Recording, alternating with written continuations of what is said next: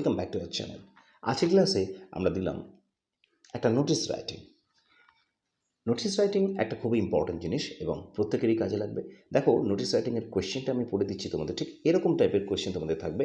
As a cultural secretary of your school, give a notice to all the students requesting them to donate in cash or in kind for the distressed people affected by natural calamity flood in Midnapore. এখানে suppose করে নেওয়া হয়েছে, ধরে নেওয়া হয়েছে যে মিদনাপুরে একটা flood হয়েছে এবং সেই ফ্লাডে যে সমস্ত লোকেরা অ্যাফেক্টেড হয়েছে তাদেরকে নিয়ে একটা নোটিশ দিতে, তাদের সাহায্য করার জন্য। নোটিশ লেখার প্রথমেই আমরা এভাবে লিখবো, এবিসি স্কুল, একটা স্কুলের নাম দেওয়া থাকবে। তারপরে এই যে ডেটটা চলে যাবে ডান দিক করে, এই যে ডেটটা তোমরা ডান দিক করে দিয়ে দেবে। তারপরেই থাকবে নোটিশ কথাটা, আর তারপরেই থাকবে হেল্প। এই ধরনের নাম তোমরা দিতে পারো, help for the flood victims অথবা raising fund for the flood victims people, এরকমভাবে নিজেদের মতো নামটা দেওয়া যায়। এবার আমি দেখো বডিটা পড়ছি নোটিশের, তোমরা জানতে পেরে যাবে। এখানে যে ধরনের এটা ফ্লাডের ব্যাপারে হয়েছে, অন্য কোনো ধরনের আর্থকোয়েক যদি থাকে তো তোমরা সেভাবেই এখানে রিলেট করে, সেটাকে আর্থকোয়েকের সঙ্গে রিলেট করে তোমরা সেটা সেভাবে লিখতে পারো।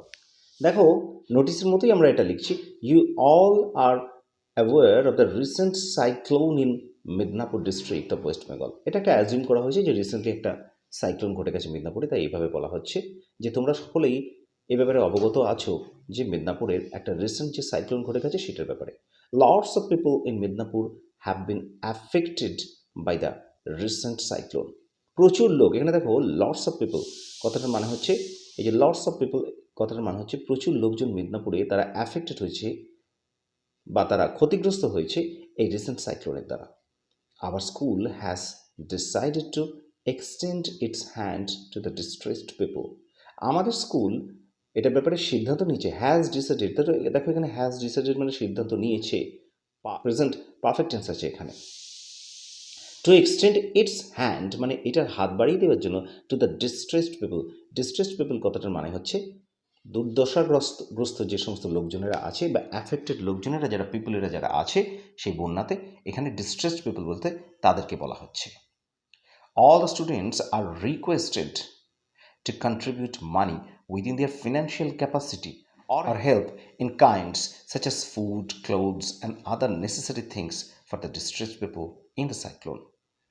দেখো, এখানে বলা হচ্ছে যে সমস্ত স্টুডেন্টদেরকে রিকোয়েস্ট করা হচ্ছে বা অনুরোধ করা হচ্ছে যে তাদেরকে টাকা কন্ট্রিবিউট করতে, মানে টাকা দিতে, উইদিন দেয়ার ফিনান্সিয়াল ক্যাপাসিটি মানে তাদের ক্ষমতার মধ্যে, তাদের ফিনান্সিয়াল আর্থিক ক্ষমতার মধ্যে সামর্থ্য যে যতটা পারবে দিতে। অথবা দেখো এখানে এই যে কথাটা আছে হেল্প ইন কাইন্ডস, এই কথাটার মানে হচ্ছে টাকা ছাড়াও তারা অন্যান্য অনেক কিছু দিতে পারে, such as food, clothes and other necessary things.